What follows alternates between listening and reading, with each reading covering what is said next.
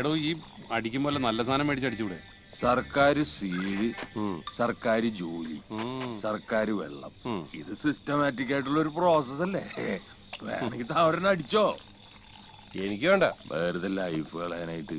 എനിക്ക് ഡ്യൂട്ടി ടൈമിൽ അടി ഇത്തിരി കൂടുതലാണ്. ഡ്യൂട്ടി ടൈമിൽ ആയതുകൊണ്ടാണോ അടിക്കേണ്ടി വരുന്നത്? കഴിഞ്ഞ സീസണിൽ ചത്തവന്റെ പാർട്ടിക്കാരി ഈ സീസണിൽ തിരിച്ചു, ഈ സീസണിൽ ചത്തവന്റെ പാർട്ടിക്കാരി അടുത്ത സീസണിൽ. ഈ ചക്കയെ മാങ്ങിയ